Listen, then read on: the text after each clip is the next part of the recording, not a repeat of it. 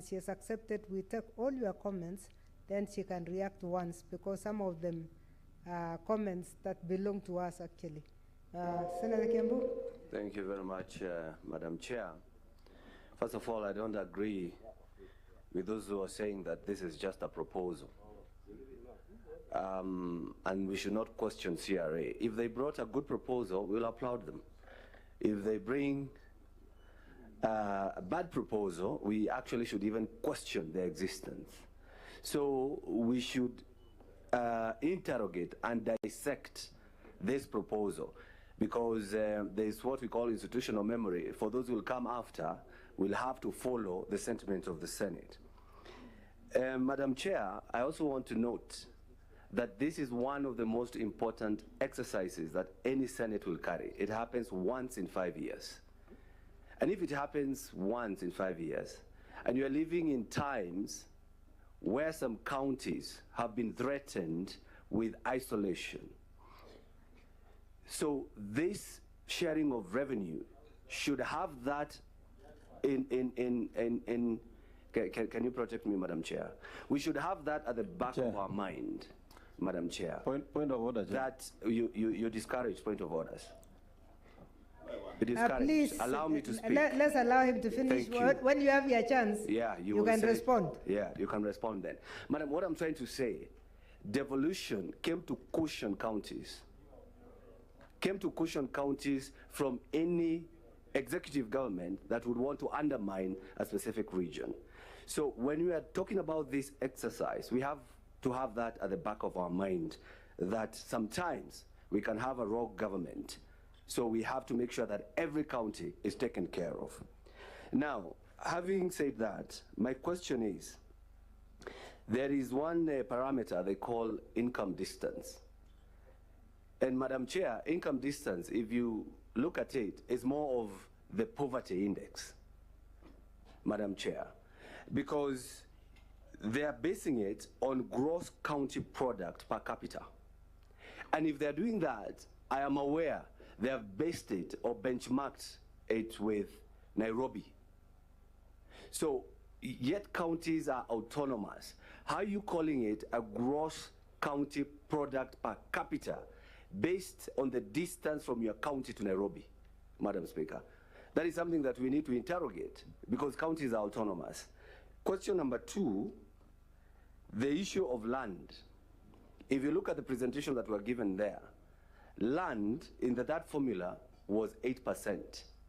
In the fourth formula, it has gone to 9%. I don't know whether Kenya has acquired another territory, because land cannot increase.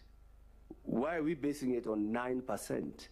So I believe that if we interrogate this issue and make sure that we do not use it to either use their stable data, as you said, or lack of it thereof, sometimes we might give counties a little share from what they deserve or what they require if we go with this formula as given by CRA, Madam Chair. So, and I know this income distance issue, they borrowed it from India, Madam Speaker. But in India, it is a poverty index. So we are having two parameters of poverty index and income distance, which is talking about the same thing. So I do not understand, or I do not agree with those who are saying we should not interrogate this. It's just a proposal. Even Adani was a proposal. Thank you, Madam Chair. Thank you, Senator Ogola, Beatrice.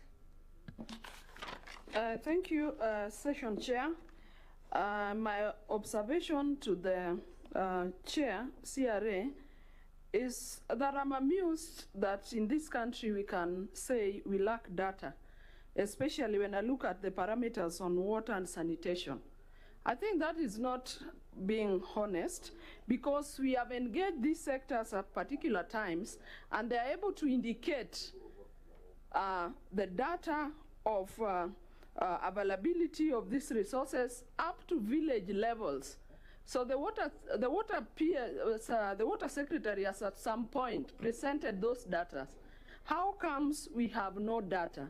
Unless, Chair, the indication of the lack of data is meant to create a vacuum for somebody to do as they want.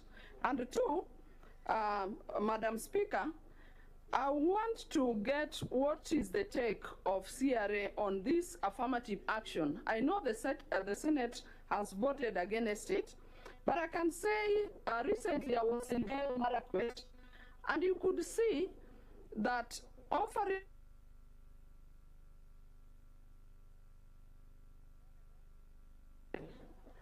offering certain services, taking into consideration the topography of the place, may be even 10 or 5 times how it would be done elsewhere.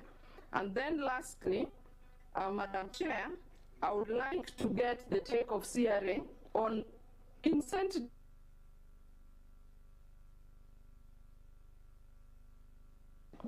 use of incentives as a way of allocating resources. That is, if a county is able to use as expected or not, are they able to introduce incentives?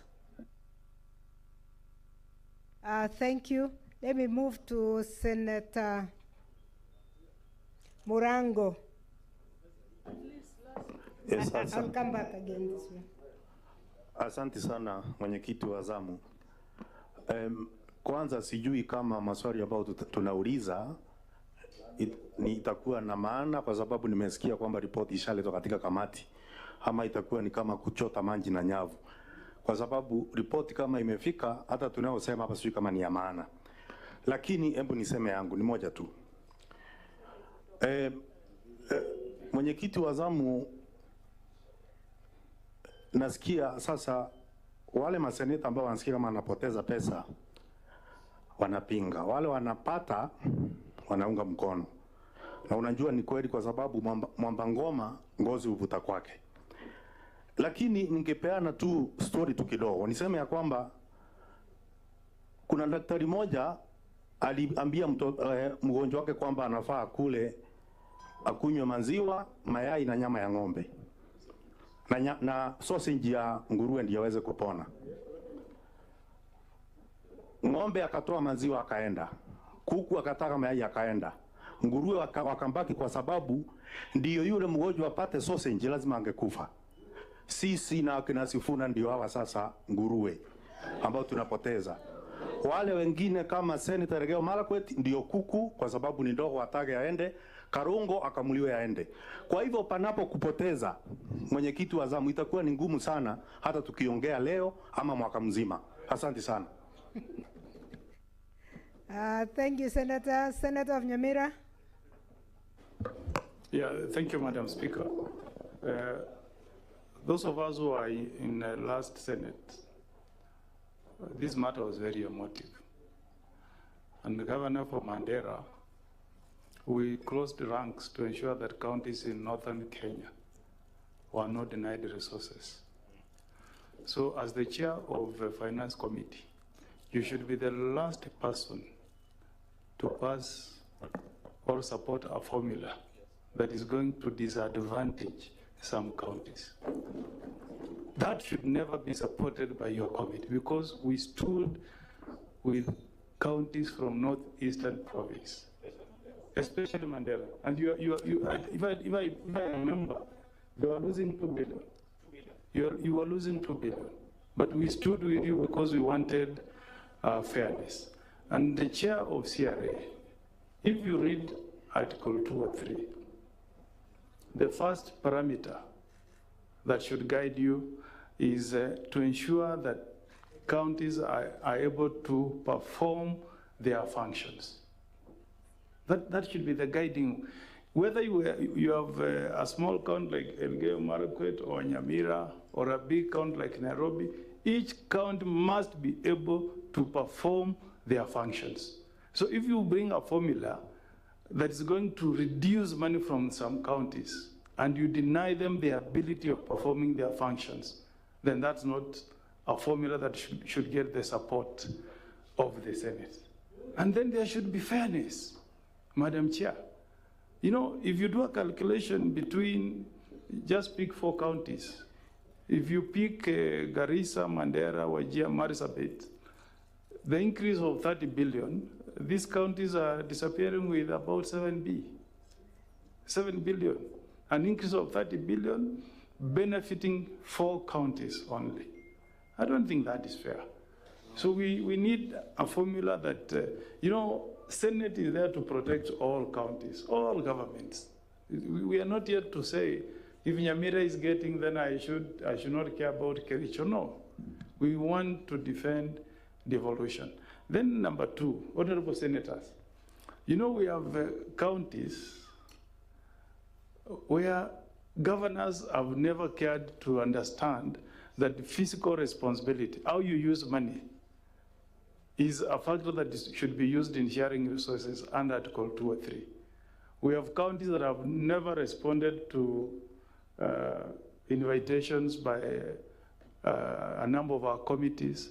But when you read, even summons. But when you read your formula, there is nothing about fiscal responsibility. I mean, this is the time that we should show that we have teeth. If you don't come to us, we should include a formula on fiscal responsibility. If you are not able to come to the Senate and defend your reports, they have moved from qualified, some are now adverse, but they are getting money again. I mean, that is being irresponsible. Chair, I thought we would, in this formula, introduce a parameter, even if it is 0.3, on fiscal responsibility, so that counties whose governors are not appearing before the Senate, counties where we have adverse reports, they should be punished. So I finally I hope, Chair, you can give a minute. I want to understand the science. This thing you have introduced called income distance resources. I thought what should concern us is to ensure that resources go to people. We want resources go to people because we are not sending money to distance. It's for people to get services. So what is this formula called income distance? That imetoka wapi? And how does it translate to resources going to help people who reside in those counties? But I think we should not accept a formula that is not fair, that is glaringly disadvantaging some counties. Even if I'm not in the category of those losing, I want to stand with all the 47 counties so that there is equity and fairness. So I hope you will just spend, even if that will not change, Madam Chair, let us understand, because when you go to the House and we want to tweak and change this formula, let us at least have the benefit of having been explained by CRA how they arrived at the formula that is before us. Thank you, Madam Chair. I'll go to Majority Leader, then I'll come back to Narok. Kajiado. Can I proceed? Yeah, I'll come back. Maybe the Majority Leader would have proceeded. Will it be better for you, Majority, to listen a little bit more? I'm just making comments. But also. I want him to talk also because if you can see the last trend, I wanted comments from these people of last year who gave us sleepless nights. And I think it has been typed by my student there. It's been now typed in a very good summary by Omogeni. It's good to listen to Cheruiyot as a senator from the previous session, because it will help us understand this shift that the chair of the committee is saying, which is very important, that there was severe change of parameters. And these people, in the last House, by the way, people became united against the leadership of the House. They became united, and that unity brought up some parameters that are unique, and we need to understand why they came there, because I wish CRA had read the report of the Senate and why they were very passionate about the new parameters. It helps. So I think for that reason, Senator of Kericho, not Majority Leader, but Senator of Kericho. Thank you. Thank you, my teacher. I have very brief comments on this topic. There's something, and I'll just begin from where you've just concluded. While it's good to be a senator representing your people, it's even greater to entrench devolution as a senator in the Republic of Kenya. And I guess that's what experience and time needs to teach all of us. We will get it wrong if we begin this program, Madam Chair, by carrying a piece of paper in your pocket, and every formula that is applied, your only responsibility becomes, am I gaining or losing? I think we need to interrogate more deeper than that. And I guess that is a calling that we are being made to. I appreciate the work that CRA has done. I will not be dismissive of their thoughts, because I believe, and I know, I'm certain about it, that it's made up of intelligent people who know what they are doing. My question is to seek to understand the reasoning behind the path that they want to guide us as a Senate in making the decision that will lead us to arrive at the fourth generation formula. Therefore, Madam Chairperson, I have a basic comment. First of all, on your presentation, I'd wish that you had stuck with the same name for the parameters, because if you look at your final presentation on what the parameters are, you're changing names from, like, previously what they had been referred to. You call it in one of your presentations is basic share, and I think in the other presentation for the fourth generation formula, you refer it to as something else. I think just for neatness of presentation and to make it easy for us to follow, it's important that we set a culture of referring to parameters with one name. And that should help you to appreciate what, especially on the four parameters that don't vary, in the second, the third, and the fourth generation, which is population, basic share, land, and poverty, because it features in all the four of them, only that the weights are different. For example, in the second generation, population was at 45%, you've reduced it to 42% in your proposal. It would be nice to know what would be your reasoning, why you think now it's a lesser weight, same as basic share, which you want to upscale from 20 rather, to 22%. This discussion about capping and uncapping of land size is a very complicated conversation, especially now that you want to grow the land weight from 7% and it being capped to 9% of geographical size, and in your formula is not clear whether you are capping or not capping it. I'd wish to hear your thoughts about it. On the issue of data, you know, CRA is not just another commission. You occupy a very important place in our country, where you are the commission that is constitutionally charged with the mandate of guiding the country on a path towards stability and equitable share of resources. This issue of data cannot just be left to fly like a point that you made and have asked us to do something. I wish you would have mentioned something about it and maybe asked us as Parliament to be more diligent, perhaps maybe set up law on how to prevent data breach, or a process through which you can have clean, uninfiltrated data that can guide, especially things to do with health, water, accessibility of road, because it's a very salient point, because basically what you're telling us is that even the data we have used previously, there's no guarantee that it was the right thing. Maybe somebody played some games on us and we believed that that is accurate information. Therefore, I wish, now that this is past due, that when Robert's committee consider this conversation, that they can lead the House into either coming up with some legal framework on how to secure, on how first to collect, then secure data that will help us. We have even this situation with our brothers and sisters from northern Kenya, the 3 counties that have been, whose census has been cancelled.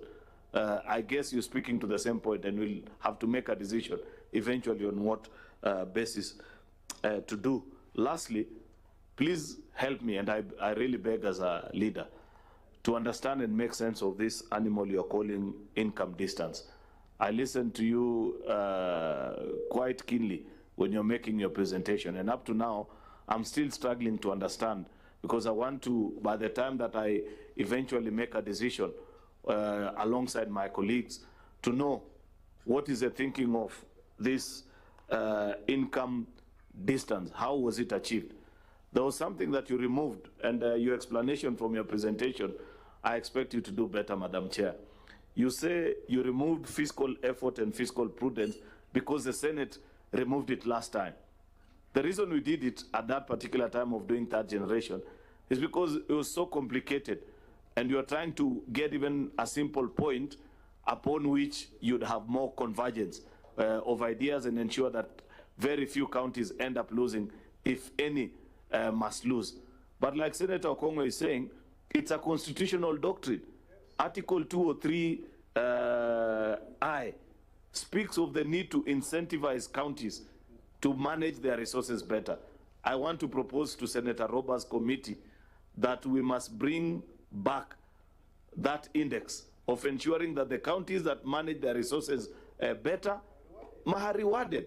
Those that do it poorly, you don't collect ONSO's revenue, you don't manage your books properly, they must be punished. So that, because human beings, they respond to either the carrot or the stick. Thank you, Madam Chair. Thank you, Senator Tobiko. Then I go to Senator Youre. I'm sweeping this way. I'm coming this way. I will be there. Everybody will have a chance today. We said everybody has a right to talk on this one. Okay, thank you, Chair.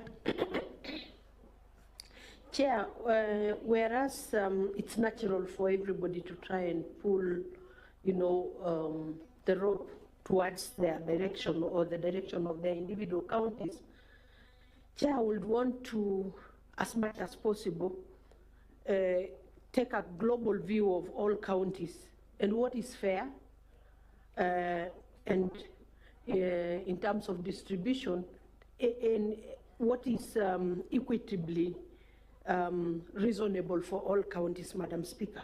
Madam Chair. Madam Chair, I wanted to support the submission by Senator Mungatana that the parameters should include, it's very important that it includes an emergency index, because there are counties that are prone to emergency situations like droughts, floods, fires, Madam Speaker, and all this should be taken into consideration. Madam Chair, the essence of devolution was basically to address historical disadvantages of various parts of this country, Madam Speaker. And Madam Speaker, when I say that, particularly in my mind, is pastoral counties, Madam Speaker, that were left behind in terms of infrastructure development, because it was considered infrastructure like roads, tarmac roads are not necessary, Madam Speaker. And there are counties, and I wanted particularly, our brothers who are from central Kenya, I don't know how many watched the Mutahi Ngunyi, the Fifth Estate submission the other day, of counties that have had 61 years of infrastructural development, 61 years of economic empowerment, social mobilization, advantage over the rest of the country, Madam Speaker. And this is what devolution was supposed to come and equalize, Madam, and stabilize, Madam Speaker, to the advantage of all Kenyans, Madam Speaker. When you talk of proximity to Nairobi and use the poverty index, most of the times, Madam Speaker, I will tell you, Kajiado has been ranked, like one of the very rich counties. But you know what? They use the lenses of the Nairobians who use Kajiado as a bedroom. The ones who have good homes, good sanitation facilities, but just go a little beyond and you find the poorest people living not very far from Nairobi. The only thing we see is lights from Nairobi. But there is no infrastructure reaching our places, Madam Speaker. Not roads, not electricity, not piped water, nothing, Madam Speaker. And so, Madam Speaker, when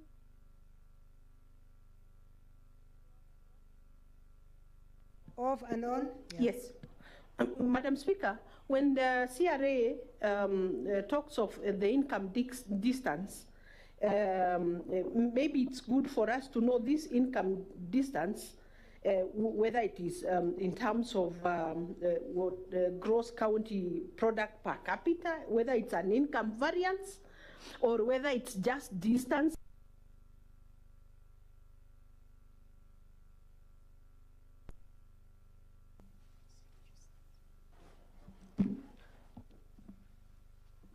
Because, Madam Speaker, for some counties like Kajiado, our proximity to Nairobi has disadvantaged us. It has disadvantaged us a lot because it's considered that we have the facilities, we have the income when we don't, Madam Speaker. So, Madam Speaker, it will be very good if this income distance is specified, whether it's an income variance. And also know that those who are earning well in Nairobi are looking for spaces elsewhere, but it doesn't mean the rural population is benefiting from their presence in our counties, Madam Speaker. So it's good that we are clear on what is being used, Madam Speaker. Thank you, Madam Speaker. Thank you, Senator Youre. Thank you very much, Session Chair. Most of what I could have wanted to raise have been said by my colleagues, but there is one thing that I thought I could have expected to hear from the Chair CLA, and that is on the population growth, how that has been put in. On the landmass, that one, it is something that needs to be discussed quite further, but most importantly, fiscal prudence by county governments.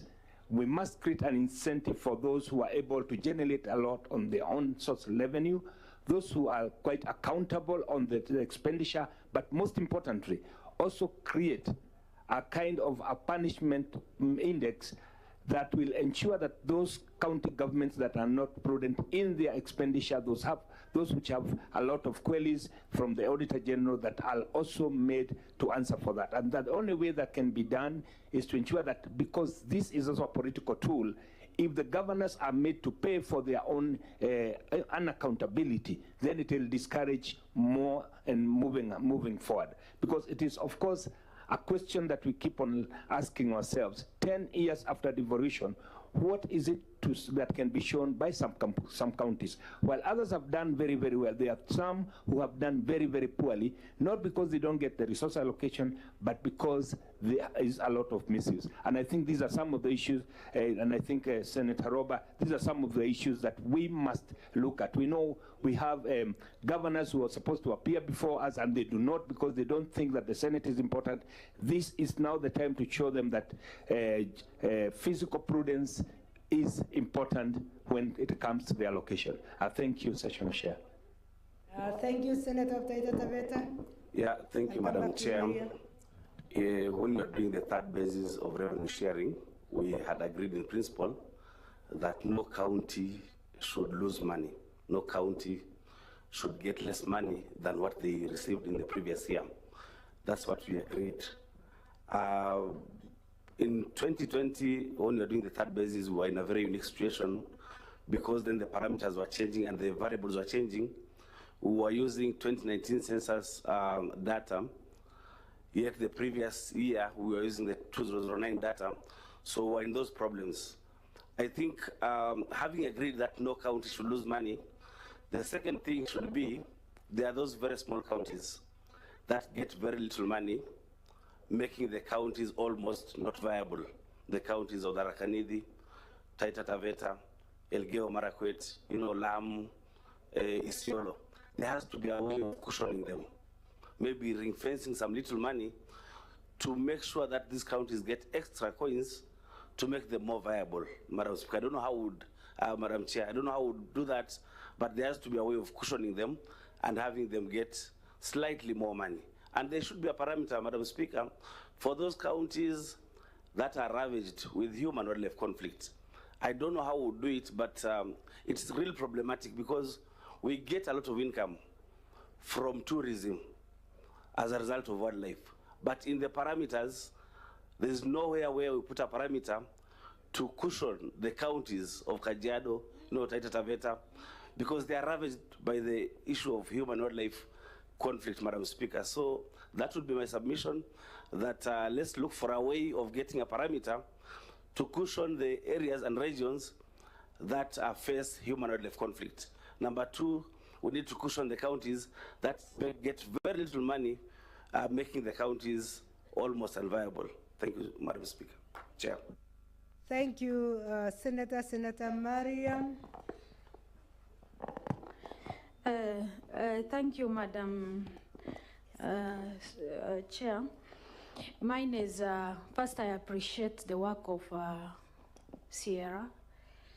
And on that proposal of this, what we are discussing now, it originated from a stakeholders proposal, the parameters.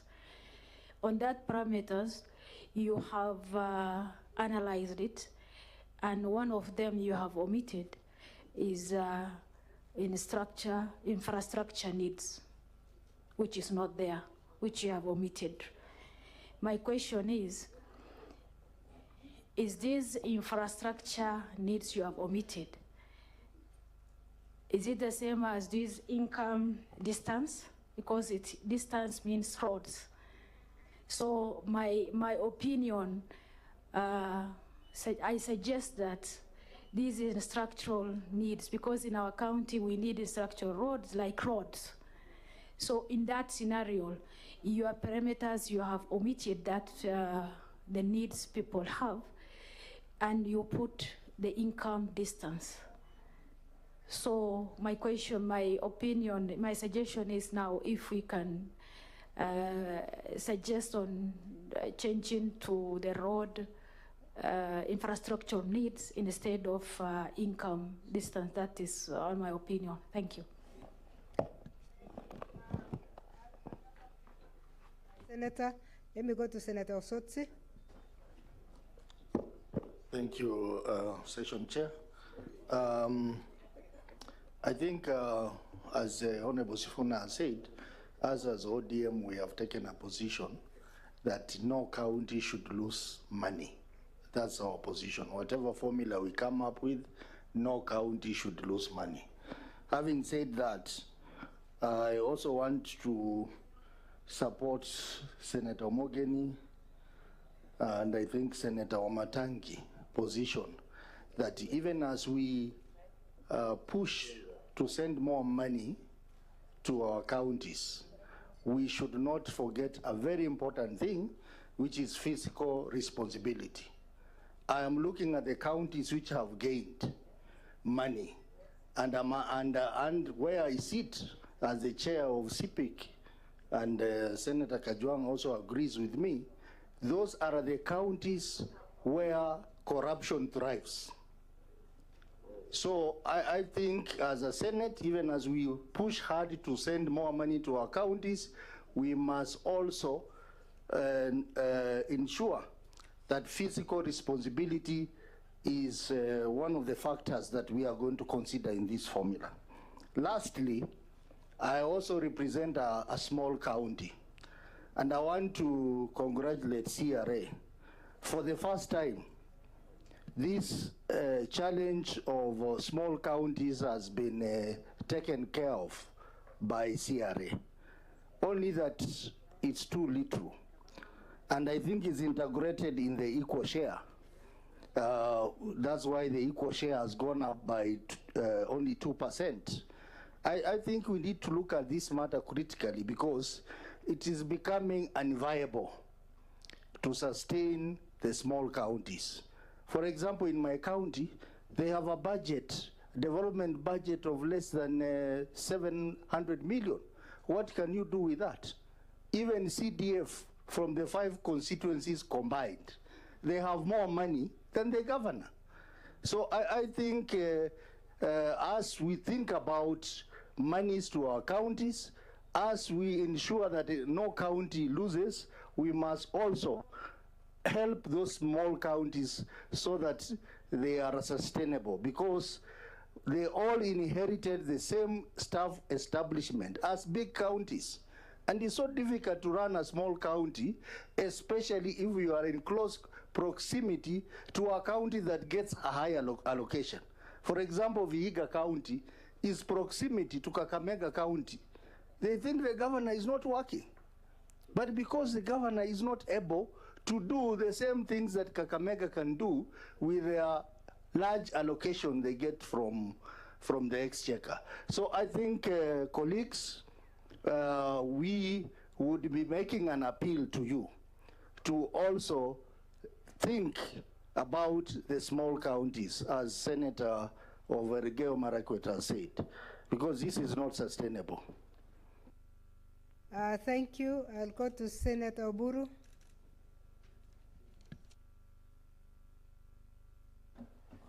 Yeah, thank you, Madam Chair. Madam Chair, I also want to thank the Commissioner of Revenue Authority for the presentation. And Madam Chair, it is important that we don't introducing new language and new formulas before we successfully and effectively implement the ones which we have.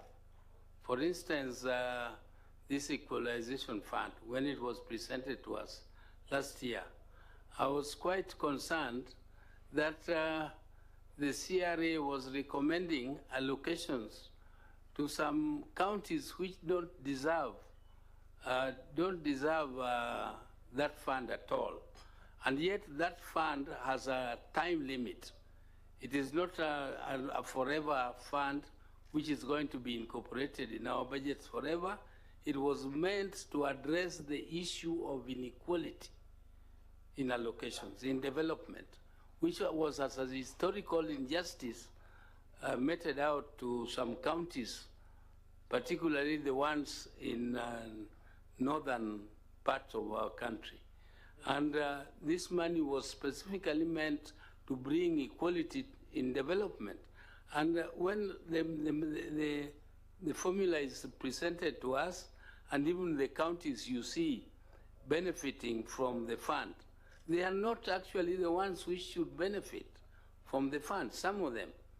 And I'm wondering, Madam Chair, now that that one is going to be wound up, now you have come up with income distance, which to me, it's replacing the poverty index. And the poverty index was a very well thought out formula, which I don't think should disappear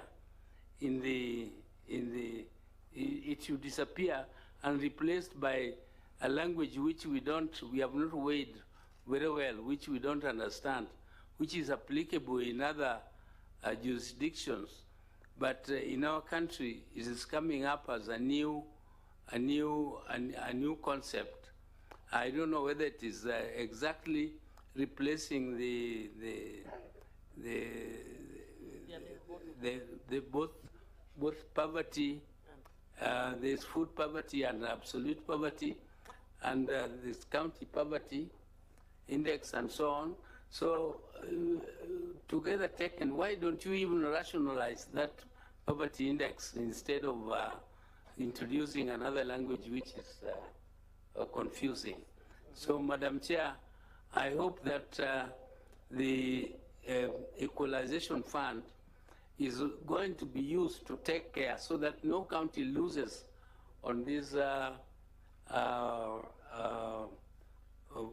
in this formula, and no county loses, and then we effectively use the equalization fund to deal with those factors which are of equalization in nature. Thank you, Madam Chair. Thank you, Senator. Senator Bwasingishu. Hi, Senator. Thank you very much, Chair. First, let me start by thanking CRA for the job they have done, but first say that as a senator for Singishu, having looked at the formula and seeing that we are gaining in terms of the new formula, but I would like to say that I think our position as the Senate, and it is important for devolution, is to ensure that no county is losing. I think that is the basic formula we would like to see as a Senate, that ensure that there is no county that is going to lose money so that another county can gain. Number two, I do support the need for reintroduction of the fiscal responsibility parameter, because that is what ensures that the money that is sent to counties are actually used for the purpose that was intended, and it also shows prudence and evidence that the money was properly used. But on the parameter of increase on own source revenue, I have an issue in terms of consideration of that parameter. Because in the past, from experience, you would find a county that has increased its own source revenue by just 10 million, and that was their target, and it is perceived to have done extremely very well, and they get the funds or the reward for increase on own source revenue. But you would find counties that have increased their own source revenue by 300 million, 400 million, but because that was not the target, they then don't earn from the increase of own source revenue. So there will be need, if that parameter is going to be used, for further detailing of how a county then qualifies in terms of the increase of own source revenue.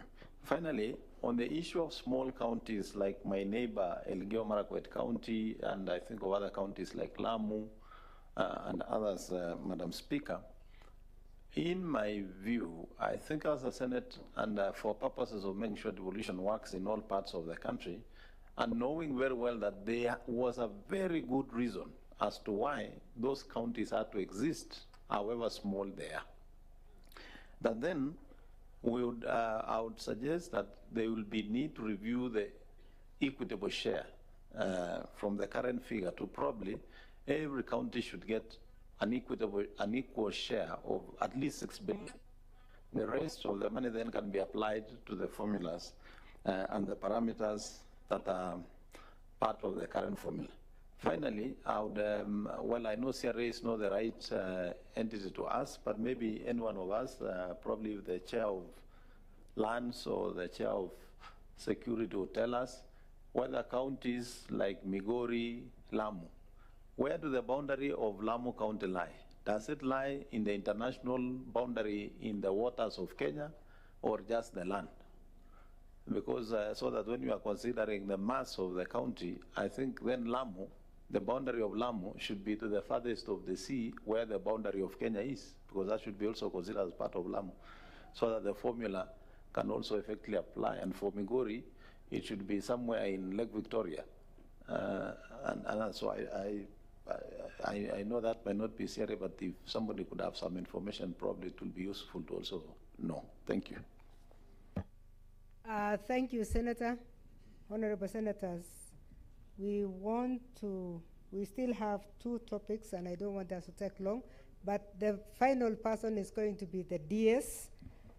Before I ask the 2 to make their last comments, which will be very, very brief. So, yeah, DS. mine is very brief, Madam Chair. I first of all want to thank the Chair CRA, because of course she has introduced new terms that are used in the US and other developed world, especially the income distance. This is a new vocabulary which you have introduced. So we thank you at least also for giving us a report to discuss. That is a milestone.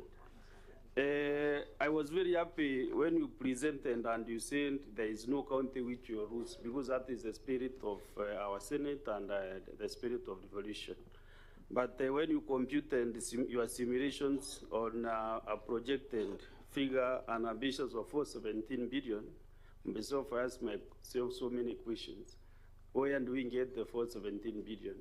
I participated in the mediation committee when we proposed, I think CRA and proposed 410 billion, Senate and 415.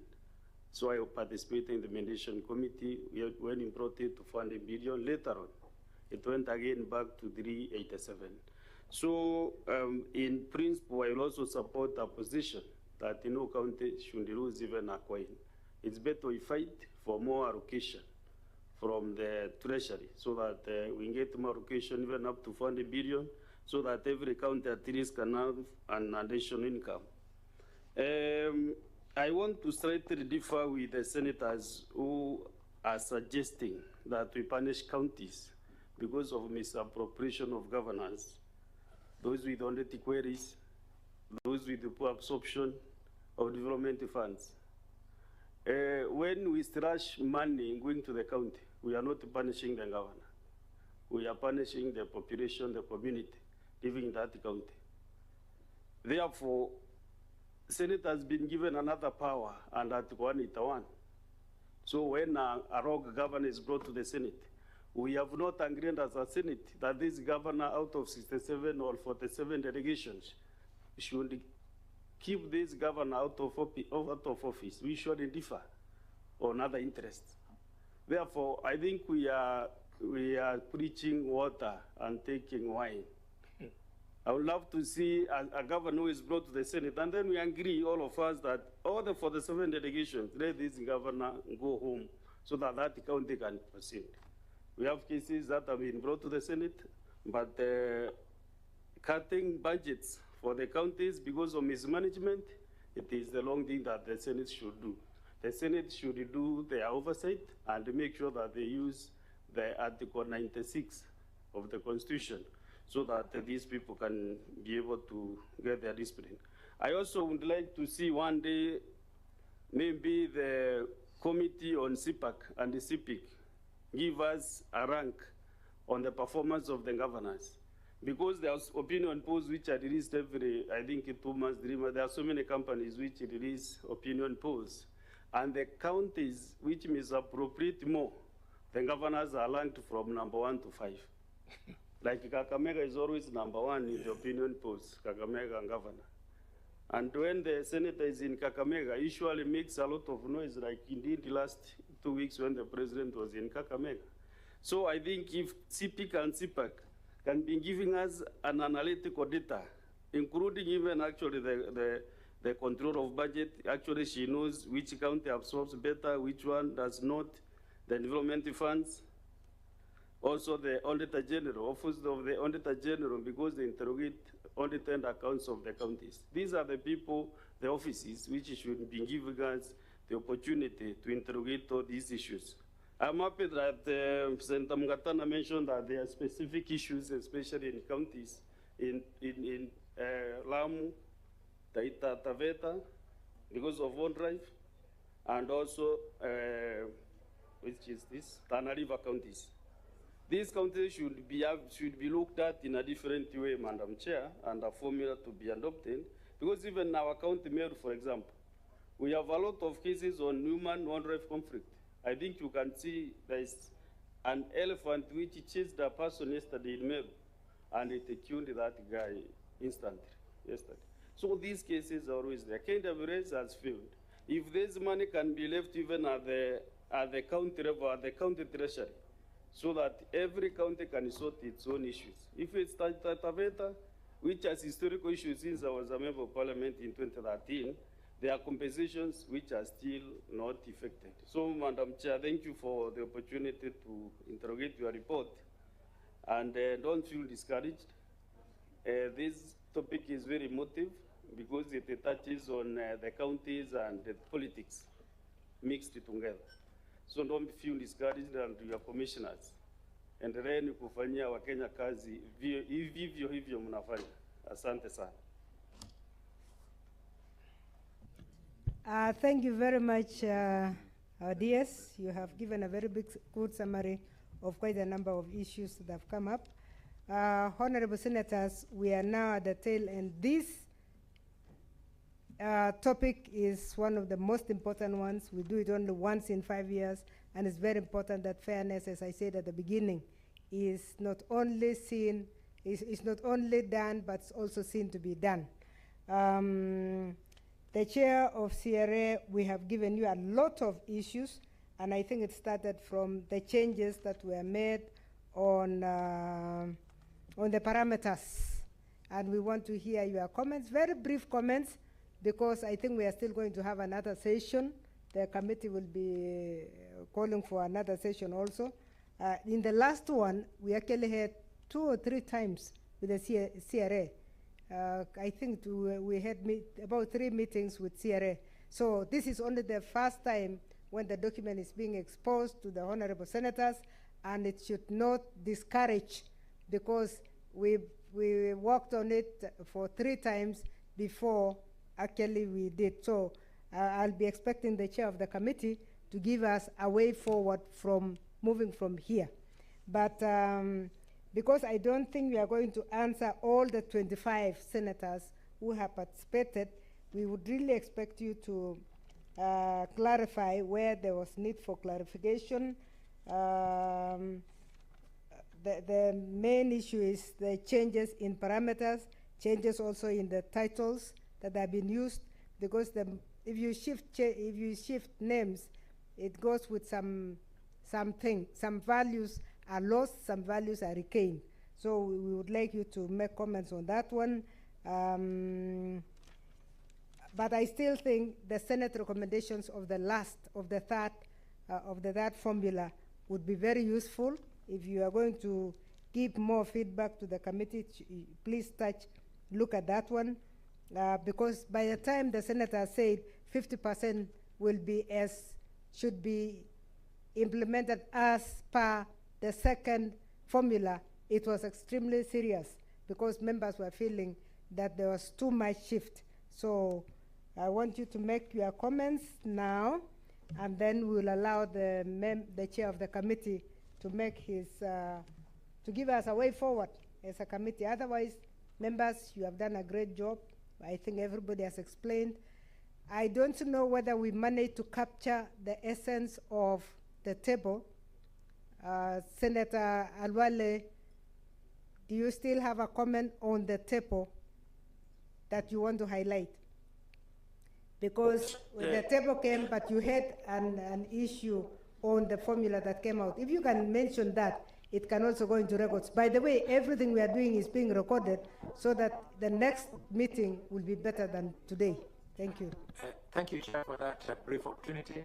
I will not repeat myself, but just confirm that since we are retreating to the Committee of Finance, we will be able to come out with the proper tables. I take the presentation from the CRA as just one of the views that will inform the Senate when we are now working on this formula. Thank you. Thank you very much. With those remarks, therefore, a brief comment. Before she Yes. makes her remarks, yeah?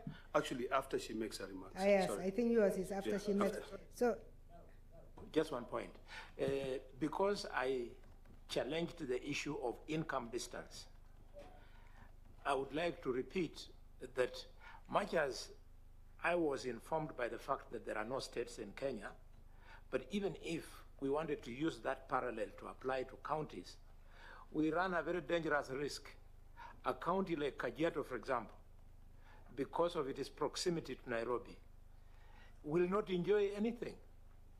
Machakos will lose out. Kiambu will lose out for the reason that they are just near Nairobi. This is something that cannot apply in Kenya at all.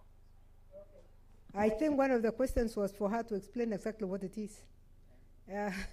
Majority leader said he doesn't even understand what it is. So let her clarify that, then we'll be more informed as we go to the committee stage. Yeah, let's allow her to do maximum 3 minutes or 5 minutes. Yeah, 5 minutes, and then the chair another 2 minutes, because we needed to have started at noon exactly the next session.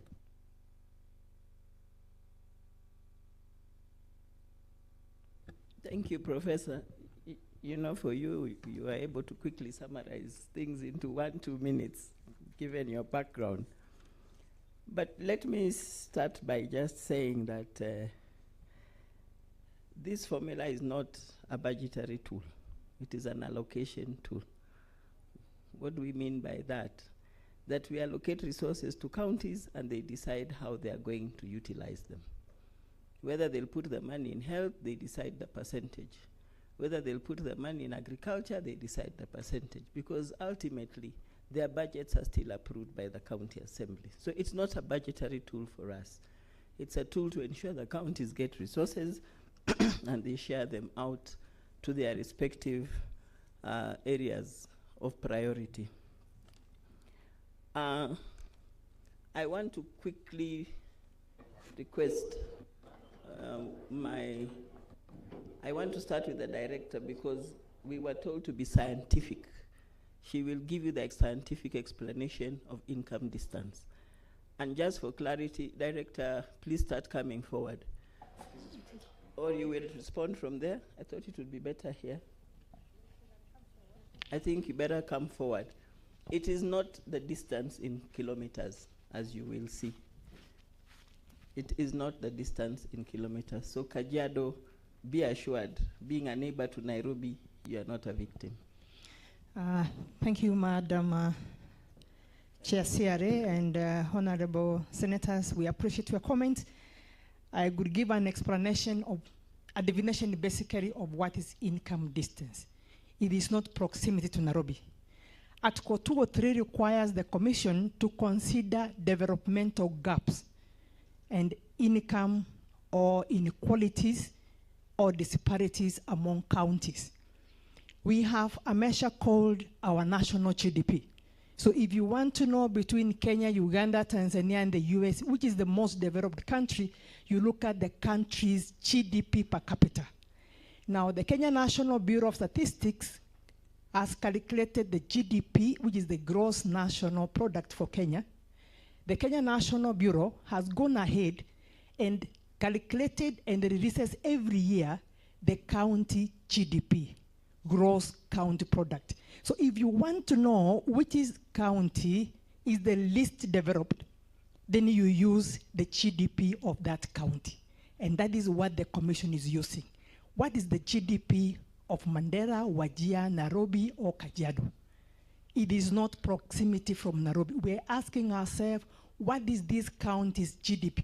What are the economic activities currently going on in a county which defines their development? We are aware that the counties have different potentials, and from those potentials, those counties can raise own source revenue. Nairobi can raise the highest, followed by other counties, but we have counties who are not even able to raise 1%, even if they put all their effort. So it is an effort by the Commission to address the developmental needs of counties. And it's in the interest of this country that the counties who are lagging behind, devolution came to help them. So the county, for example, with the least GDP is the county of Mandera. The county with the highest GDP is the county of Nairobi, followed by the county of Mombasa. So what are we measuring? We are measuring the gap between the development of Mandera, which is the least developed county, using the county GDP, from Nairobi. Everybody is supposed to move forward. But then you don't hold Nairobi where they are. So when you subtract Mandera from Nairobi, you have a gap. And the gap is maybe 0.67. Now, when you subtract Nairobi from itself, you get a 0. You don't allow Nairobi to get stuck where they are. You give Nairobi the gap of the next county, which is the next developed county, is the county of Mombasa. So Nairobi and Mandera have the same distance, which is 0.26. You use those gaps to calculate an index. It's on basis of that index that we are allocating counties money. We are trying to correct for the developmental gap, which is part of Article 203. Now, the question we are asking here is anybody losing the money? Nobody's losing the money. Now, we have borrowed, yes. If you look at our formula and our constitution, we are borrowed from the other countries. South Africa has been here with the formula. The second commission borrowed the sectoral approach, the formula from South Africa. Now, the first commission, which did the first two formula, borrowed their formula from India. The commission has gone for also benchmarking, and the senators, you did it correctly, that the shift between the second formula and the third formula was so huge. And that is why the Senate, in their own wisdom, tried to use the second formula to stabilize the third formula. Our chair has demonstrated that if you look at the sectoral data, and there is no problem, we have given you all the data. If you update the data, even if you remain with the third formula, you have to update the data. You have new data. The moment you update that data, you saw a county whose numbers were 200,000 away from the road. That count has gone to 600. That county will gain a whole billion. How do you do that? You have a county whose numbers for health, because we have the health parameter and it has come up, you look at that parameter, a county with the highest number was Kakamega. Now, you look at the current number, the number has come down from 800,000 to 80. If you update the data, that county loses 2 billion. So the commission has used all those simulations, and it is not possible to stabilize the third formula using the new data. What have we done? We have taken almost 90% of the second formula, which is what the Senate used to stabilize the formula. But then the issue here, income distance, it is not proximity in terms of kilometers. We are trying to correct for the developmental gaps among the counties. You have asked, why have we changed how we define the parameters remaining similar? Because the stakeholders were not agreeing, or they were not understanding the division of the parameter. The land area, which has been there in the first, second, and the third, the governors have always written to us saying we are not incorporating their water bodies. What we were having as land area incorporated the water bodies. So to be on the safe side and the same understanding, we called it the geographical size, which has got the dry land and the water for the counties, for just uniformity and understanding. And therefore, for the senator who asked, yes, we go all the way to the territorial waters, be it in the Indian Ocean or in the Lake Victoria, because the sum total of the county sizes gives you the constitutional size of Kenya in the constitution. The base year is 24-25. The water issue, we have data on water by the Kenya National Bureau, but the data for water is safe drinking water. So if you come from Isiolo or the marginalized counties and you have safe water because you have boreholes, your population, a higher number, has access to water. And you will find that the counties without access to water by the WHO definition is the counties in the lake region, because they are using the running waters not classified as data. And therefore, when you allocate resources, it will defeat political and economic logic to allocate money for water for counties not having a challenge with water scarcity. And why the chair said, the chair for CRS said, we do not have an index on water scarcity in this country. Chair, thank you. And then in this formula, the 417 is a CRA recommendation. The 405, National Treasury has recommended, because we have the budget policy statement presented in IBEC. Now, the minimum allocation you need in this formula for no county to get less than what they have is 400,000. So the commission has said is we will ensure in this formula nobody loses any money, even at 400. The worst you can be is get what you want into 2024 and 2025. And the holding harmless is not annual, like we are having in the current formula, where you keep on having an allocation index and a formula. We have inbuilt that allocation index in the formula. So the moment you use the current allocation factor, that factor moves on without you losing anything. So everybody is held harmless from the first year of the formula to the last of the formula. Chair CRA, thank you, and thank you, senators.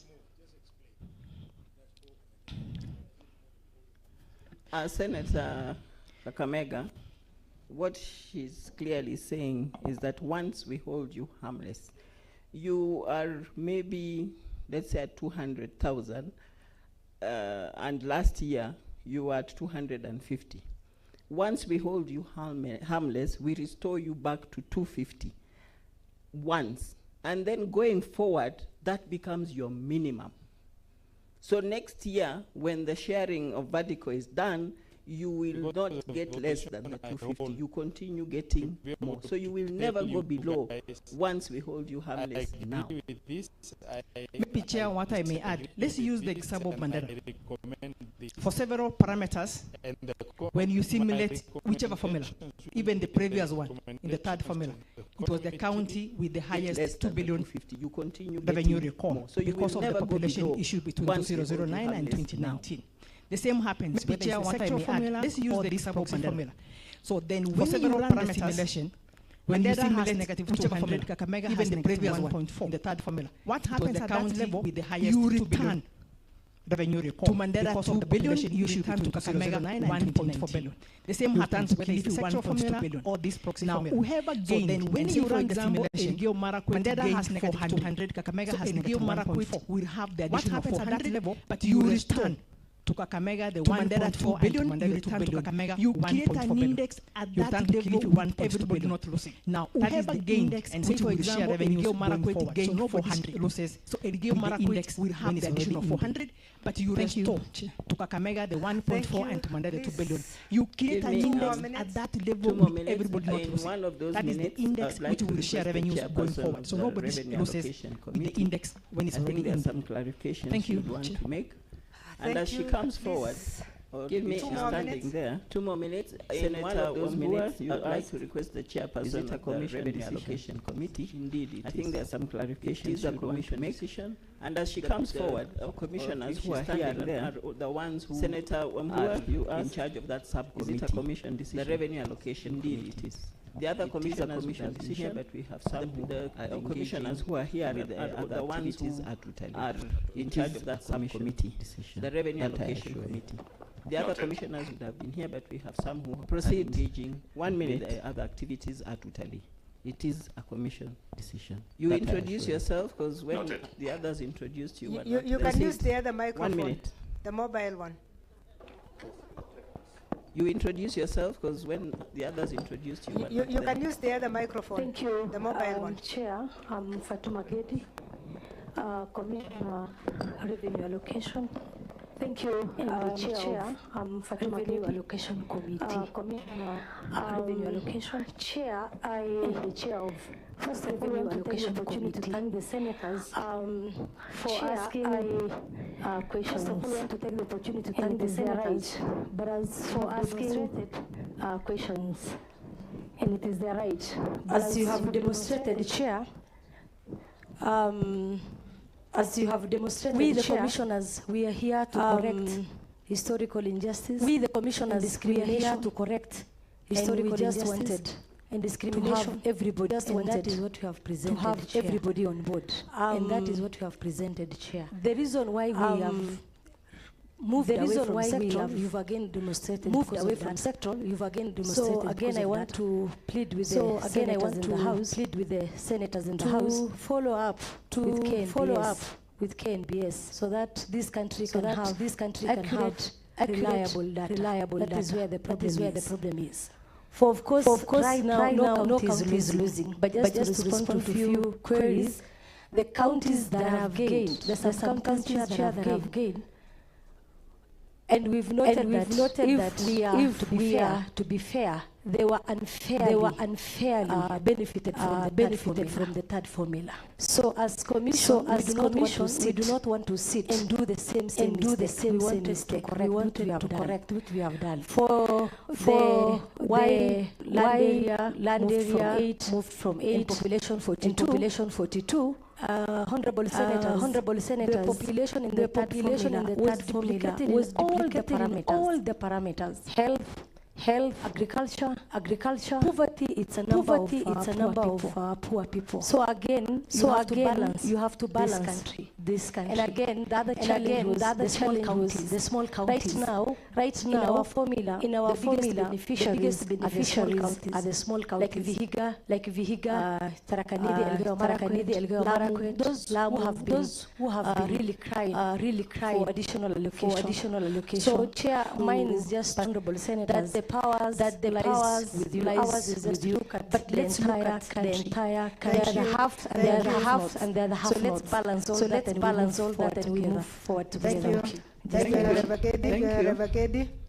Commissioner Dr. Wayaki, half a minute, please. Half a minute. My time being just being limited here, and accommodated here, and I needed to summarize. Thank you, Chair. I think I just want to add that the majority asked what have we proposed because of the challenges we have in data, and I would want to tell the Senate. Are we taking a mandate, which is not ours? Indeed, it is our mandate. It is our mandate to vertical, both vertical, horizontal. So we are in our right to recommend the 417.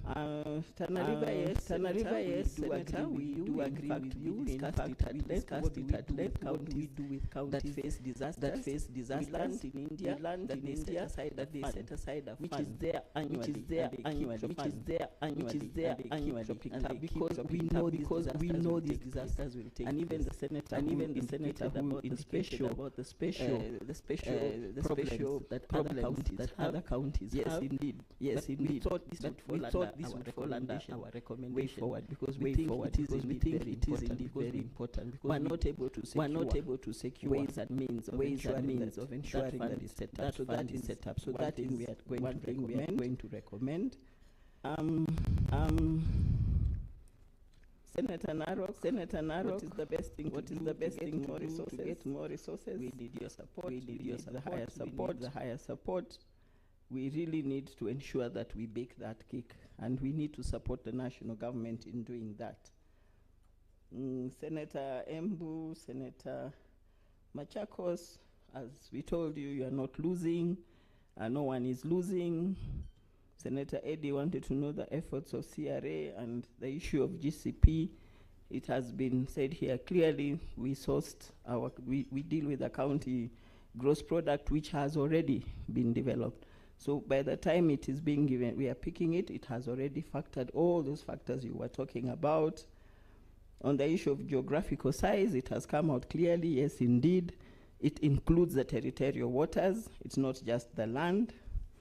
On the issue of Senator Kiambu to cushion counties, and then there was another issue of cushioning small counties. Indeed, please in summarize, this formula, because a number of the items had been touched by your colleague. Yes, we have actually cushioned the small counties. So don't touch all of them. What Senator Magina asked again, Article 203, that has been clearly explained. Basic share, indeed. We agree with you, Senator Majority, that it is important that we harmonize our terminology, and the basic share is what we use, or equal share, to cushion also the small counties. I think generally most issues have been addressed, and the issue of equalization fund, Senator Oburu, equalization fund, we have the second policy now. We will be doing the third policy. We don't want to do that until we understand what has happened, the projects and activities of the second policy. And yes, some counties we may change. The Commission is yet to make a decision. The first policy had 14 counties. The second policy considered areas, and those areas, I think 1,437 areas. So the third policy will not be done until we finalize and understand the effects of the second policy. Professor and honorable senators, allow me to stop there. Thank you very much. Thank you very much. A big applause for the chair.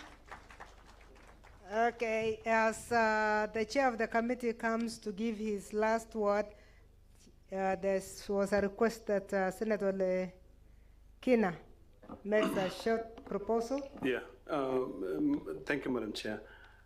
My proposal is as follows.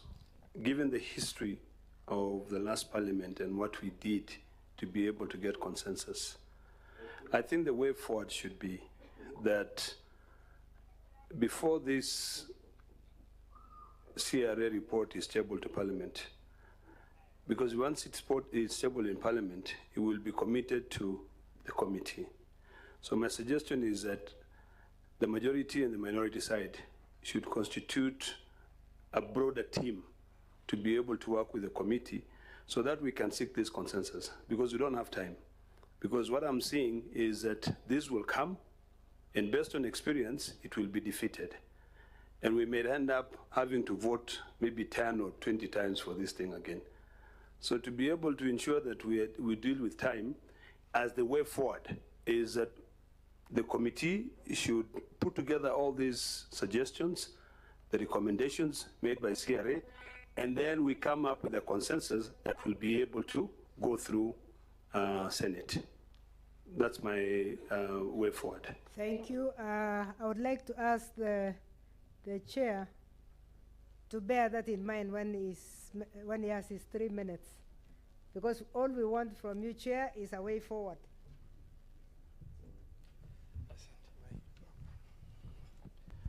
Okay, thank you very much, honorable senators and Madam Chair.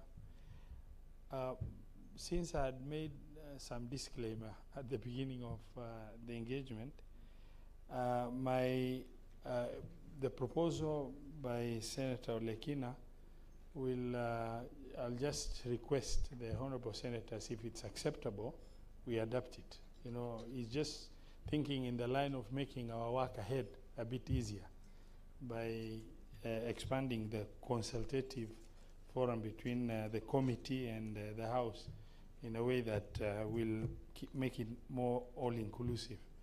I will conclude by asking for the approval of that proposal by the Senate.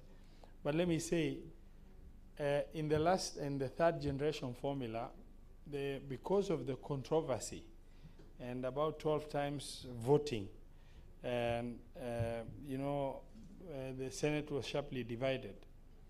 At that time, a decision was made by then President to move the shareable revenue from 316 billion to 370 billion. That is what provided a solution at that point, because every time a new formula is introduced, these challenges is going to happen. What that indicated is the fact that whenever the parameters are adjusted or new parameters are introduced, we are going to run into this challenge of thinking about holding harmless, some counties, looking at counties that are getting very little money that may not be able to run devolution. Likewise, my majority leader, and I'm happy because you were in that Senate. Remember, after the 12th time voting, the shareable revenue was adjusted from 316 to 370 in order to make sure that we have a solution. I believe 54 billion, and that created a bit of sanity. And it also looks a bit apparent that if the numbers are not adjusted to what CRA has recommended, we are likely to fall into the same. Now, we will work on persuading maybe the government who look into that proposal of CRA, which is marginally not very high, maybe acceptable, so that then it reduces and the parameters are done. Now, on where my colleague, I just wanted to pick on two issues. One, my brother Senator Mungatana talked about parameter of emergency. Even if the parameter of emergency was allocated, it just will form part of the shareable revenue, and then it will be subjected to the budget. Because everything, these parameters will translate to a certain figure for each county in terms of the horizontal share of revenue. Now, the horizontal share, if it comes 10 billion, the 10 billion will be up to the county government doing their plan to make sure they put emergency fund allocation in place.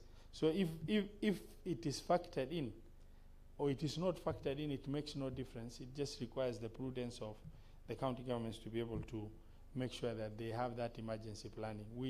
You might intervene and provision is made. However, when it comes to budgeting, the county government decides not to allocate, then it just beats the purpose. That's in planning. The elephant in the room was income distance as the chair, and even as it was explained, I still find it very difficult to start sharing this with the public, the general public, the population of Kenya, in order to make sure that they're able to relate to, as they have related to, first formula, parameter, second formula, third formula. Now, for them to relate to this formula in an issue that has not been commonly in use in terms of application, but that is something we'll navigate when we engage with the stakeholders Lastly, it has come out very clearly the issue of fiscal responsibility. That is an issue that we will look at. And finally, from when the formula was submitted, there is a court ruling on population census case for some of the counties, which also require to be factored into consideration, God willing. Now, before I conclude, can we have maybe a concurrence with what Senator Ledama has shared, that of the two, please. Thank you, Chair. Can we give him a hand clap? I think he has done a good job. The proposal has been put before you, Senators. I support the proposal for one reason. There is rumor that there are going to be changes in committees, leader of majority. And if that is going to be actualized, the committee that listened may be different from the committee that will come in. So I think the proposal that is coming forward is good, in that the two leaders, leader of majority and leader of minority, can pick the membership for this committee that will drive the agenda and come back to us. Will as many as of that opinion say aye? Aye. Will as many as of the contrary say nay?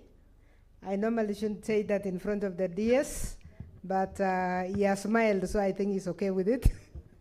So I think we are okay. We leave that to the two leaders to give us a team that is broad-based, a team that will touch on highly populated areas, highly dispersed areas, so that we come back to this.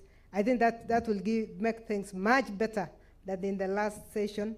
With those remarks, honorable members, may I now invite my very good student, Honorable Wambua, to come and chair a session.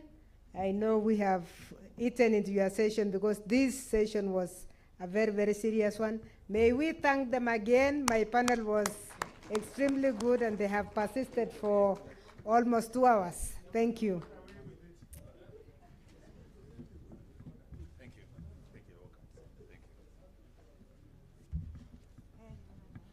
Thank you. Thank you, Mwalimu. So I want to get consensus from members that the next session, which touches on CPAC and CPIC, we don't take as much time as you've taken in the CRA, that we agree to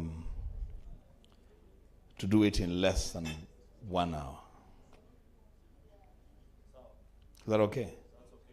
And we'll stick to it. If we agree to it, then we stick to it. In less than 1 hour, we're done. Actually, so we say now it's what time? Now it's 12:35. So by 1:30, we are done. Thank you.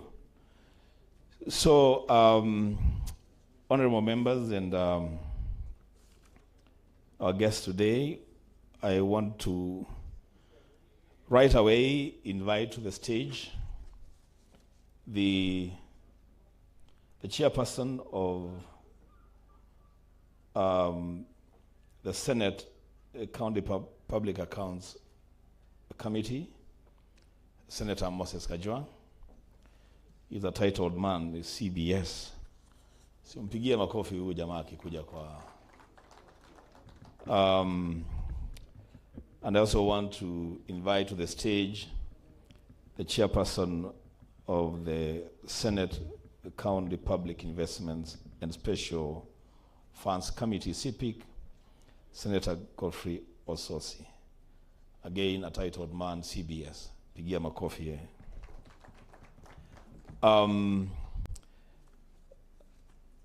Like yesterday, I had a conversation with the clerk again in the evening, and he agreed that I can still ride on the protocols that were established yesterday. So no protocols, nothing. I'm not going to read a speech. Clerk, I saw a speech prepared for me. It's not necessary. I think that the most important thing to do is to agree with my colleagues here, Senator Kajuang and Senator Ososi, who are the chairpersons of our watchdog committees in the Senate. For some reason, members, this should be very, very interesting to you. I hear everybody wants to be a member of this committee, for whatever reason, I don't know. They have done a very, very good job. They have given visibility to the institution of the Senate by holding governors to account for the resources that we allocate to them. And so, because they are all seasoned leaders with great experience, I want to agree with them that each one of them will get 5 minutes, 10, 20, 10 minutes, 10. Yeah, these are the presenters. So you get what? You get 15 maximum. 15 maximum? That's okay. The others are discussants. Yeah, unless you want to extend your time. And you have to stick to our time. Let's agree, guys. 10. You can do that, guys. No. If you go for lunch, people will go home. So I think let's do 10-10, gentlemen. Kajuang, I went to the same school with you. I know you can be brief and still deliver. So 10-10. So that then we have 40 minutes to the discussants as the presenters then begin to prepare themselves and cut their speeches short. I want to take this opportunity to invite on stage Ms. Gadhungu, the Auditor General of the Republic of Kenya. Please come on stage. They say there's a long letter there on the credentials. We have interacted with you before, madam. We know who you are. We respect you. Please come to the stage. And then Nyakango, the control of budget. Kindly, Madam Nyakango, come to the stage. We have also interacted with you many, many times, so you need no introduction.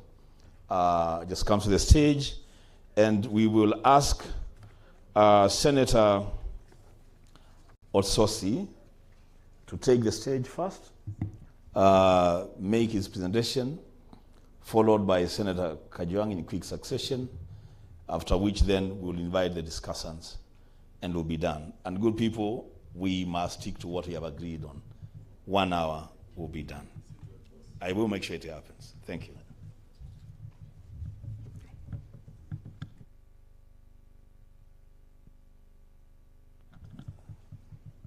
Thank you very much, Session Chair, the Honorable Wambua, for this opportunity. I'm going to be very quick, although I would have loved to have more time so that we can exhaustively look at all the issues that we have come across.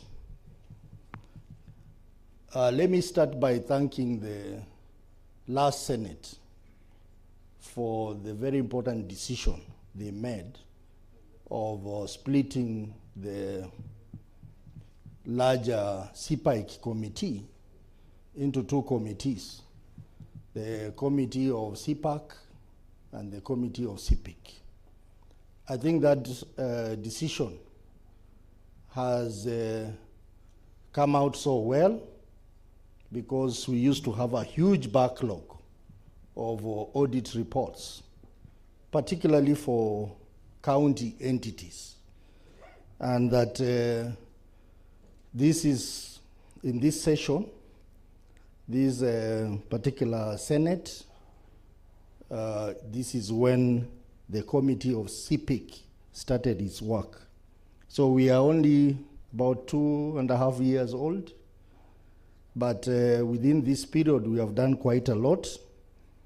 We managed to have over 250 committee meetings, and in those meetings we reviewed over 504 audit reports, that is spanning from 2018 to around 2022. And we have been able to table 287 reports. These reports are mainly for water companies in our counties, hospitals, municipalities, and the numerous funds that we have in our counties. So far, for water service providers which are in our counties, we have been able to process 82, a total of 82 water companies. And I want to say that this has been one of the major success points for Senate. The processing of audit report for water companies. Most of the water companies, if not nearly all the water companies, were being managed by cartels in our various counties. Counties did not have any role, even though the Water Act gives them the role to manage the water companies. And as a result of our interrogation of the audit report, we have been able to ensure that all the 82 water companies are now owned by county governments across the country. So that I must congratulate my team for that good work. And there were some very, very strange cases. I know, for example, a water company in the northern Kenya where the governor was a shareholder. We managed to deal with that. I will not mention the name of the governor. He's a former governor working somewhere in a serious office in this country. Pardon? No, somewhere, the most powerful office in the land. We also managed to return to the county government of Murang'a, the Murang'a Water Company, which was a public utility but supplying water to a private farm. And Senator Olekina will tell you it was not one of the easier things to do because of the tycoon involved. And Senator Murang'a knows this. We have managed to return that to the county government. So I think this is a major contribution of Senate through the CPIC committee. The issue of funds, we managed to handle 130 funds. There are so many funds in the counties, some of them are similar in many ways. And I want to say that if there is an area of corruption in our counties, is through these many public funds. And I will say something about the bursary fund as I go on. Municipalities, we started this late last year, but so far we have covered 18 municipalities. This is another important area where we had challenges. I would expound on it if I had more time. I'm being told I have 5 minutes. Hospitals, you know, this is an important on-source revenue area. We have also started, and so far, by close of last year, we had 134 hospitals. That is level 4 and above. In considering these reports, especially for water companies, if you allow me to say, there were numerous issues which were almost similar in every county. The issue of non-revenue water. The global standards is 25%, but averagely most counties have huge non-revenue water, up to an average of 35%. That is unacceptable, and when the CRA was talking about issue of water and sanitation, I think that should be one of the key data that you need to apply in your formula moving forward. We had issues of untransferred assets, particularly for the waterworks development agencies in our various counties. and also the defunct local authorities. Most of the assets are still not transferred to the counties. And I think that's one area that we have mandated the IGRTC to try and do it, but I don't know why they're taking long to resolve that simple problem. Uncoordinated projects, the issue of lack of last mile connectivities, the issue of multiple levies, tariffs, and the issue of generally corruption, clear corruption in the usage of the revenues that are generated from these companies. So all these issues are included in the reports which we have already tabled, and I'm sure you'll have an opportunity to debate them. The issue of funds, we have multiple funds in the counties, but generally they can be categorized in 3 levels. That the bursary funds or education funds, revolving funds, and emergency fund.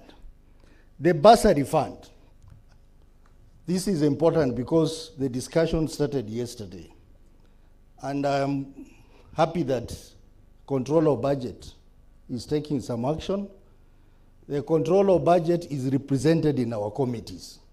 The bursary funds are not looking good. It is another conduit for corruption.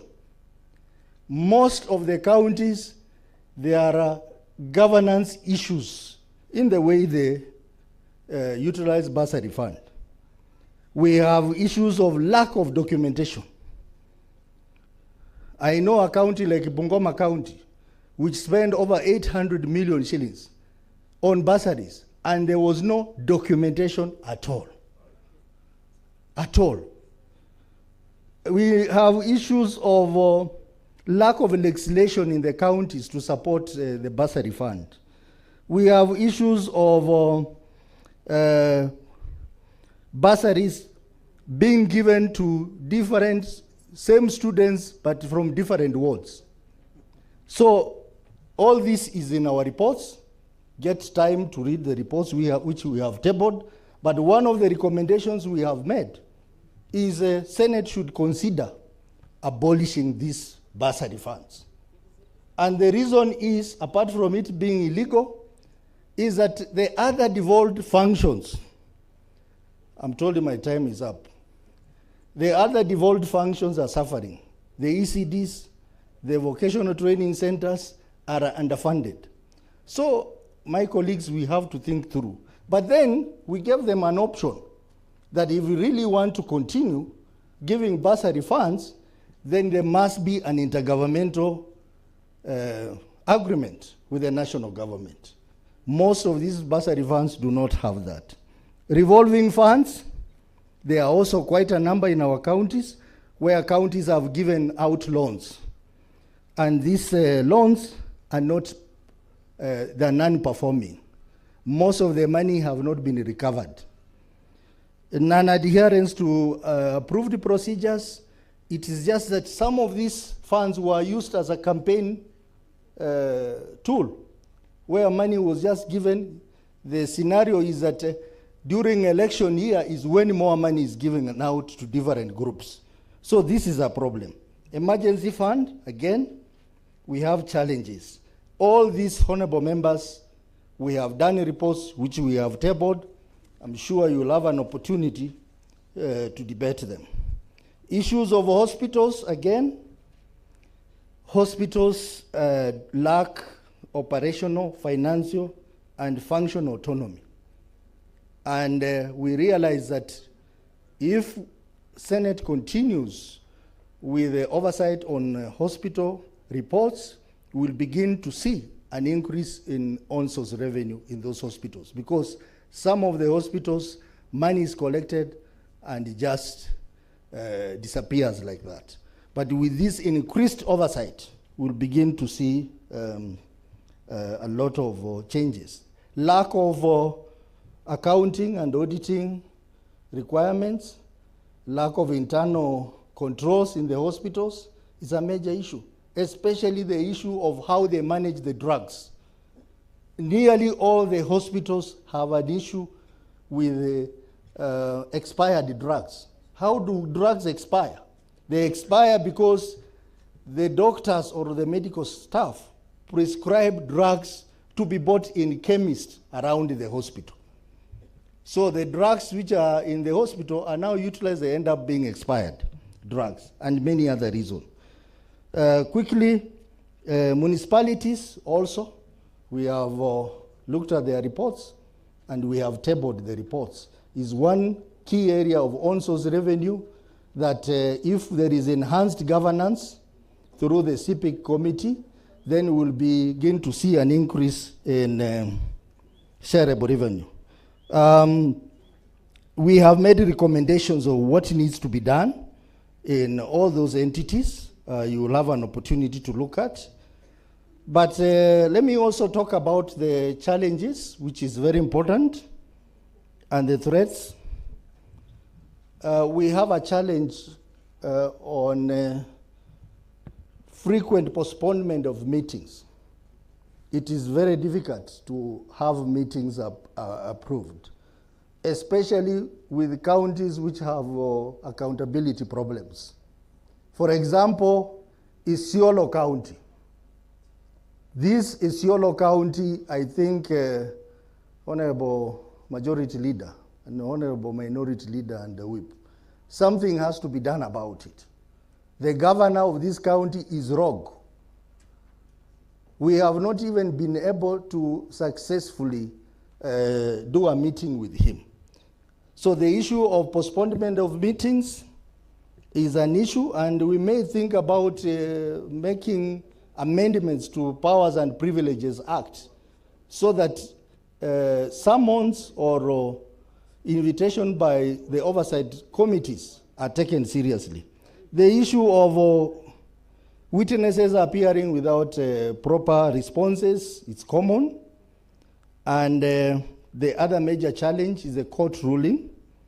You remember in October 2024, the High Court pronounced that Parliament must consider and conclude audit reports within the timeline set out in the Constitution.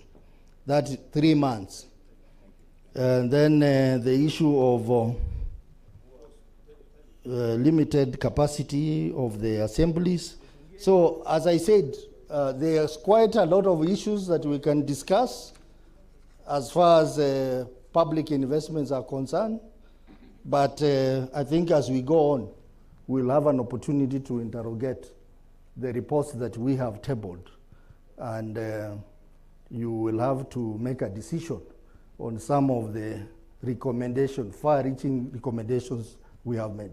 On a success note, just 1 second, the committee also ventured in the issue of unlimited pension, that since devolution was started and even before devolution, we have 80 billion shillings which counties owe pensioners.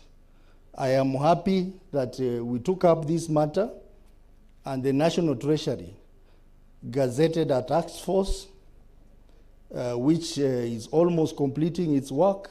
So when we resume, we'll be tabling a report on that, and that will be a major achievement of this Senate, unlocking 80 billion shillings that belongs to pensioners.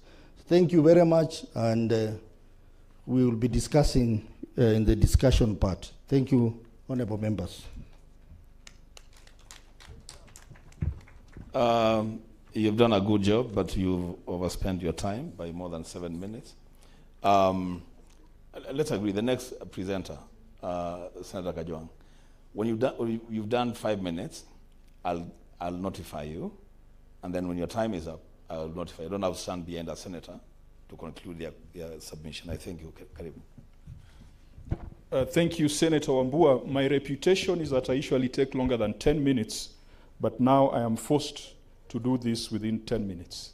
Mr. Speaker, the leader of majority, the Senate Public Accounts Committee was in Arusha because the liaison committee had programmed that committees would travel at around this time. So I had to travel from Arusha just to honor my colleagues and to make this presentation. I had a PowerPoint presentation. I don't know whether it will come up, because without it, I'll end up making political statements, which might land me in trouble with Edwin Sifuna. So are you able to put up that presentation as a guide? Okay, thank you. I think just go to the next slide, which just is the outline of my presentation, and go straight to the third slide. Now, the third slide was talking about the mandate of the Public Accounts Committee, which is not foreign to members. But there's a broad mandate that we have not taken advantage of. We have focused more on examination of reports of the Auditor General.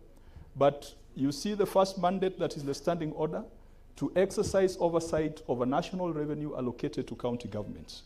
And the argument is, if expenditure by national government reduces the entitlement of county governments, does the Senate have a right to question that expenditure? Whenever we are dividing revenue, there are always these things we call national interest matters. And sometimes there are things like NYS, free primary education. So if we have that mandate in our standing orders, should the Senate Public Accounts Committee just restrict itself to the accounts of the 47 counties, or from time to time, we can examine national government expenditure which has an effect on reducing the allocation to counties? In my view, the answer is yes. Because in the past, we have forayed into that territory. Anyang' Nyong'o had a committee that looked into Kenya Airways. There's a time Ledamo Lekin and I were in a committee that looked at the Ruaraka land matter because we thought it was a big issue. So I think going forward and as we advance, the Public Accounts Committee and the Public Investments Committee, and generally all the committees of the Senate, we should not restrict ourselves to matters of the county. We can still look at issues of national government which have an implication on the financial resources of county governments. If we move to the next slide, we should be, we'll be looking at the fiduciary risks in county governments. Fiduciary risks was a concept that we introduced in the last parliament. My editor-in-chief was Ledamo Lekina. We came up with the first fiduciary risks report, which was adopted by the House. Immediately upon the adoption, the Council of Governors went on a fundraising to take the Senate to court. They required every county government to contribute about 2 million so that they could go to court to challenge the fiduciary risks report of the Senate. And it was quite unfortunate. The reason they were challenging that report is that we had recommended a surcharge on governors for contributions to the Council of Governors. Now, the interesting bit is that the money was raised, but they didn't go to court. So we don't know what the money was used for because we haven't seen the accounts of the Council of Governors. We are working on the second fiduciary risk report with the help of the Parliamentary Budget Office, and we hope it's still in draft. We hope we'll be able to bring it back so that we can see how we have advanced from the first report that was tabled about 5 years ago to what we have now. I will not go into a lot of details on that. I think because of time, let me jump to the next slide, which is on emerging issues in public finance oversight. Senator Osotsi has touched on it. On the 1st of October, Justice Nga made a declaration that the Constitution requires the Auditor General to audit and present reports to Parliament within 6 months of the closure of financial years. That is by 31st of December.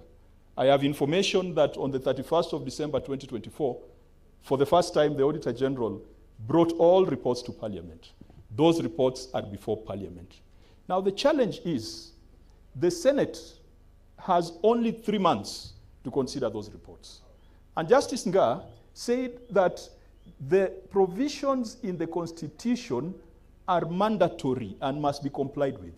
And he argued that if the drafters of our Constitution thought that more time should be afforded, it would have been left to Parliament to legislate, or it would have said within reasonable timelines. This is as mandatory as the timelines for consideration of presidential petitions. That was the position of Justice Nga. We have not filed an appeal because we are outside the timeframes. We made a resolution as a committee that we should seek a review so that it does not affect the past reports and the past work. And the genesis of this ruling is that some guys were fingered for squandering money in Nairobi City County. They looted the Nairobi City Liquor Fund. And when the Assembly directed that they be investigated and be declared unfit to hold office. They went to court saying that the report was issued outside the constitutional timelines, and the judge agreed with them. The judge did not go into the substance of the issues that were raised, and so the thieves were let free. How are we going to survive with this emerging jurisprudence? Honorable Majority Leader, if you look at those timelines, half the timeline for Parliament is already spent. The Auditor General has done her bit. For us, January we're on recess. February, half of it will be away. And assuming you have a committee in place next week, they will have not more than 30 days to consider 94 reports, 47 executives, 47 county assemblies. What do? Do we ignore the directions of the court, or do we go back to the constitutional timelines?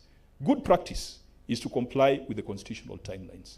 We had given some proposals. So part of the proposals was a 9-member committee considering 94 reports in 30 days might be very, very difficult.